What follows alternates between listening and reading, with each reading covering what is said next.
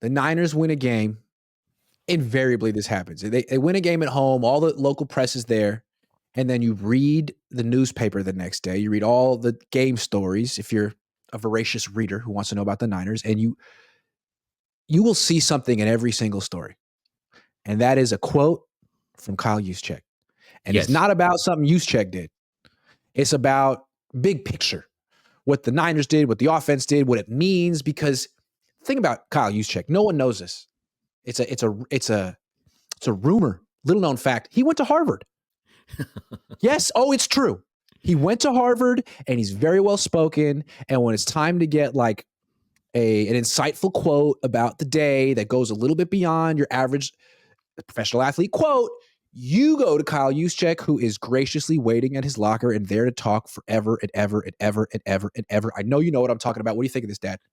Okay, I would add he's gracious. You said gracious. So in no way we're going to analyze this, but in no way is this a put down of Juszczyk. Again, I haven't met him. He strikes me as a thoughtful, introspective person, incredibly articulate, and maybe a leader in the locker room. Locker room. Yeah. But, and it's not his fault. Journalists have made him the voice of the team. The spokesman. Okay?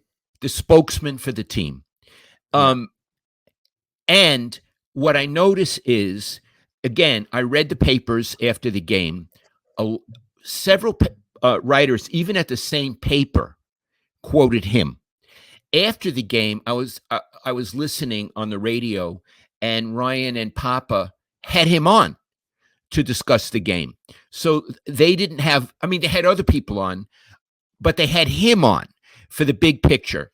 So he has become the voice of the team. Now, generally, the voice of the team is the coach, and they get him every time. But Juszczyk is more glib.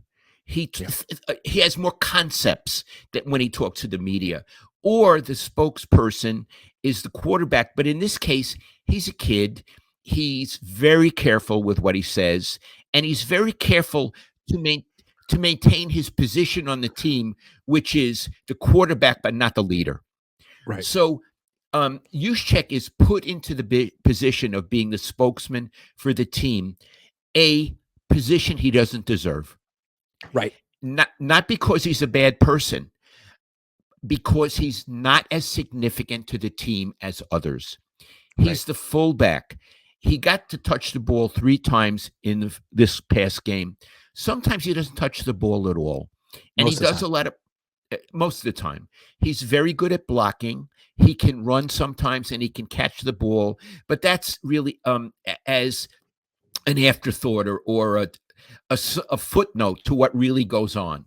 So I find it very strange that the media has made him into the team spokesman when he's not as significant as it could be 15 other players on the team, Iggy. But you know why? One, it's easy. He's there. He's willing to talk. Not all players are. And 2, he's good. He's good. He wants to do it. He wants to do it. I mean, that's a big thing. A lot of players don't. So it's like you could go to Brandon Ayuk, who isn't super eager to talk, and you could try to get him, or you could just go tried and true, Old Faithful. Right. So it's interesting. His role on the team is twofold. One is to do what he does on the field, and the other is to accommodate the media for the other players who don't want to talk. That's his role. That'd be interesting. If you were on the team and you were watching Kyle Juszczyk hold court after every game where he didn't do that much, would you be thinking, this guy always wanting to talk to the media even though he doesn't do that much? Or would you say, thank goodness Kyle Juszczyk bites the bullet for all of us, goes over there, takes the attention, and I don't got to do it? I would be grateful to him. I remember when I was a young man, I always would go talk to Randy Cross, who was the center, UCLA grad, Iggy, very articulate, and I would go to him. But sometimes I wouldn't go to Juszczyk because I would want to hear another perspective. Now, I wouldn't feel that I would get it from Kittle or Bosa because they're too programmed. Yeah, that's another And I thing. wouldn't feel I'd get it from the kid quarterback, but I'd find somebody else. And while everybody was schmoozing with Yeah. Juszczyk, I would find, and it would be my Yeah. job as a columnist to know who am I going to go to who's going to give me unvarnished truth and will speak to me forcefully and honestly. I don't know who that is because I'm not in the locker room. But for example, everybody used to go to Buster Posey after a Giants game. Iggy, he had nothing to say, and he Nothing. didn't give a crap. No. Juszczyk at least tries harder, but I would want to hear a different voice. Is there anyone like that? Well, I'm not sure. You mentioned one of the problems with getting Juszczyk in your column is that everyone has him in his column.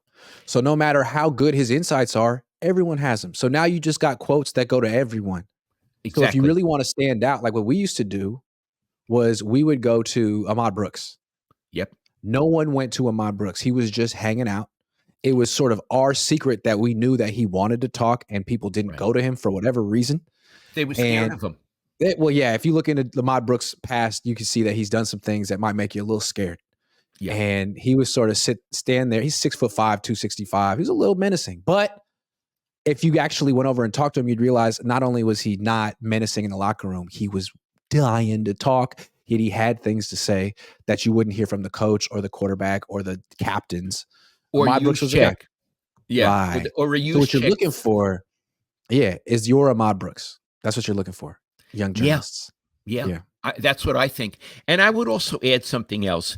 And this is, again, I'm not putting down Juszczyk. I think he's probably an exemplary person.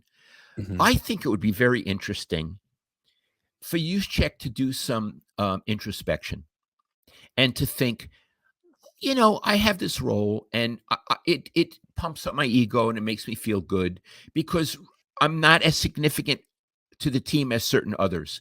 I think if I were Juszczyk, let's say after the Dallas game, and people flooded to me to ask me questions on a really important game, I would say, you know what? Please talk to someone else today. There you go. I'll talk to you next week. I'm not I'll talk to you on Wednesday. I'll talk to you on Wednesday. But I think it would really be appropriate today to talk to Ayuk. Brandon. You know what I mean? To talk to Debo. I think please forgive me and understand, but I think on a game of this magnitude, go to them. Talk to Dre Greenlaw. Talk to Javon Hargrave. Talk to Talanoa Hufanga. Talk to Tashawn Gibson. Like there's so many guys on the defense who play every snap and make a huge impact, who are essentially anonymous and ignored by the media for whatever, because Juszczyk just is willing to take this job and he's so good at it. So I like what you're saying. This is an opportunity for him to say, man, not my week. Go talk to that guy over there. Let him talk for us. Let him be the spokesman. I've been the spokesman for 7 years. Let's let someone else do it. You don't have to go to Harvard to be a spokesman. Right. And what I'm saying is I think that would show incredible understanding of the team on Juszczyk's part and incredible humility and maturity. But, Kyle, if you ever watch this, you could say Lowell's full of it. Screw him. Who cares? I have a suggestion for who should be the new spokesman of the offense. Jake Brendel, the center. You don't want to know why? Yes. He went to UCLA. Okay. Have you ever spoken to him? What's he like? Yes. He's down to earth. He wasn't a starter until he got into his 30s. He's also extremely serious. He seemed like he always believed in himself. He makes eye contact when he talks. He's a grown-up. He's a normal grown-up. I love it. Who went to UCLA? Now, after the Dallas game, I don't think you can talk to him because you're going to be hustling. I mean, it's a late game. But the next time they're home in a day game, I think you should make it your business to get a quote from him. I do. Sounds good. And another thing about the center. To me, the center is like in baseball, the catcher. The catcher. The catcher sees the whole field. And they're very often the most brainy. Bob Melvin was a catcher. The center is looking at the defense and pointing all the time. The center has all the concepts, right, Iggy? Right. So I think offensive linemen are the most fascinating on the team. We've said that before. They are fascinating. But the center is the catcher. Absolutely. Yeah. So, well, I'll try to introduce Jake Brendel to the people watching the night. We got to make him. That's the thing with Juszczyk. Like, him dominating the media prevents people like Jake Brendel from becoming people we know.